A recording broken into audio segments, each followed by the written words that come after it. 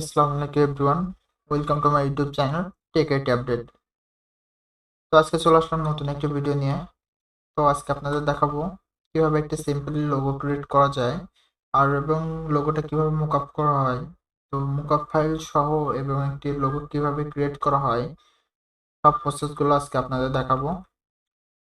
তো অবশ্যই কিন্তু দেখবেন।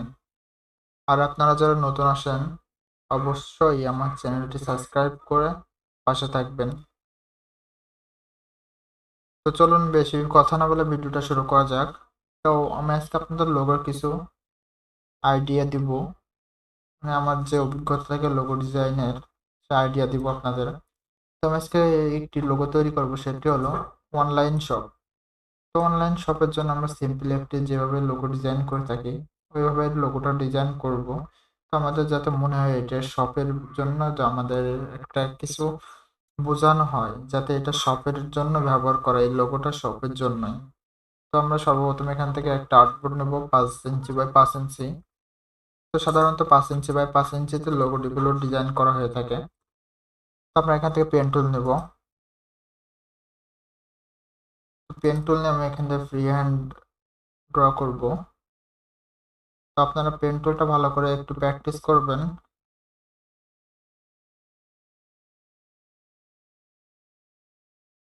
তো আমি এইভাবে একটি পেন টুল থেকে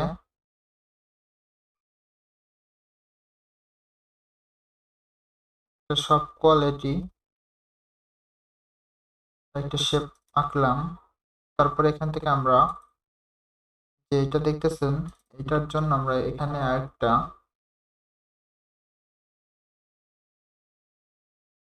শপের উপরে থাকে না, শপ বা বিভিন্ন রেস্টুরেন্ট এর উপরে একটা এই যে আপনার গ্যাস পাইপ ধরনের, তো আমরা এটাকে নিলাম।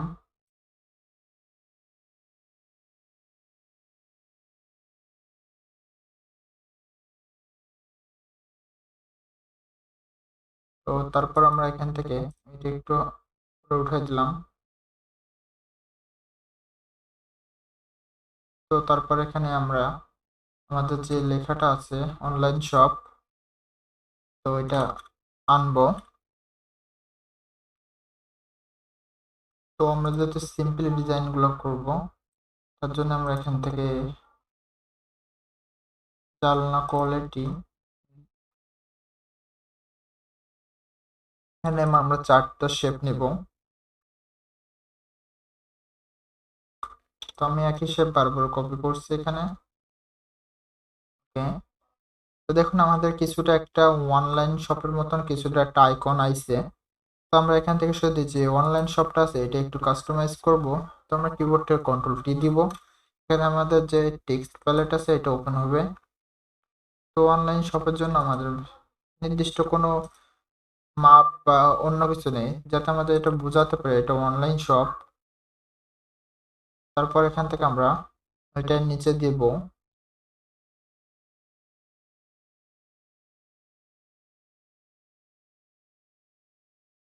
ওকে।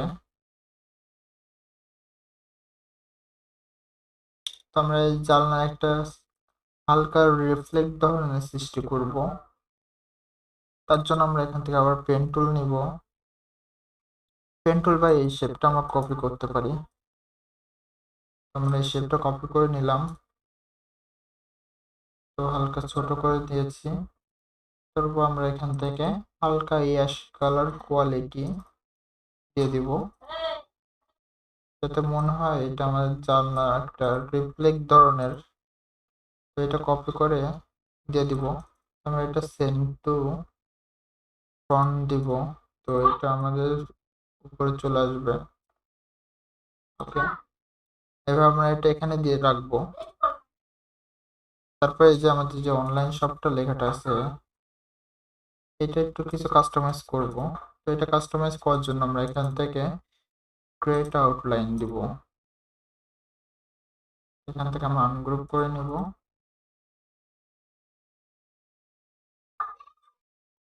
অনলাইন শপ এটা আমরা একটু উঁচা করে দিলাম, মানে আইটা যাতে আমাদের মনে হয় যে একটু লোকো টাইপের কিছু মনে হয়।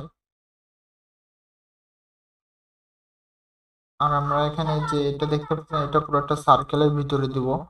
তার জন্য আমরা একটা সর্বপ্রথম একটা সার্কেল নেব। তো আমরা একটা সার্কেল নিলাম।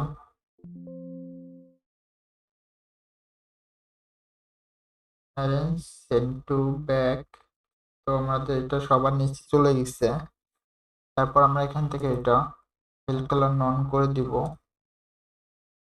আর স্ট্রোক কালারটা হোয়াইট রাখবো। যেহেতু আমরা এটা একটা মুকাপে দিব, তো আমাদের মুকাপ ফাইলটাও কেমন হবে তার সাথে আমরা লোগোটা দিব। তো আমরা সিম্পল কিছু কালার ব্যবহার করে এখানে আমরা লোগোটা ক্রিয়েট করছি।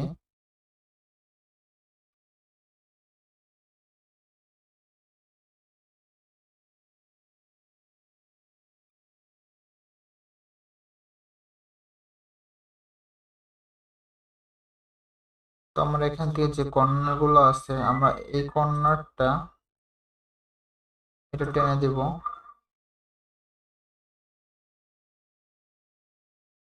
শুধু এই কর্নারটা টেনে দিলাম। তারপর এখান থেকে আমরা এই শেপটা একটু কপি করব।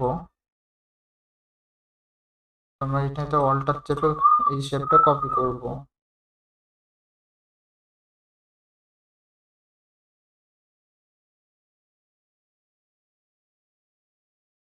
আমাদের এই শেপটা কপি করার পরে আমরা এটা অ্যাশ কালার কোয়ালিটি দিব, হালকা অ্যাশ দিব। যদিও আমাদের এটা বোঝা যাচ্ছে না, কিন্তু এটা মোকাবের সময় একটু সুন্দর লাগবে দেখতে। দিয়ে আমরা এই পাশে যে এটা আছে এটার সাথে মিলাই দিব। তো এটা দেখতে পাচ্ছেন আমাদের অনলাইন শপ কিছুটা একটা লোগো মতন আইছে।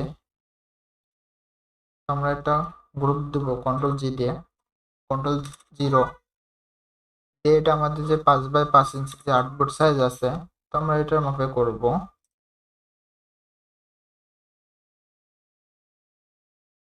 তো আমরা এখান থেকে অ্যালাইন করে নিব।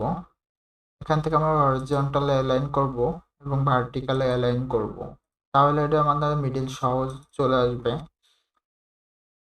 তো আমরা এটা পিএনজিতে সেভ করব। তো পিএনজিতে সেভ করার জন্য আমাদের সবসময় এক্সপোর্ট করা লাগবে, এক্সপোর্টার্স। ওকে, আমরা এখান থেকে লোগো,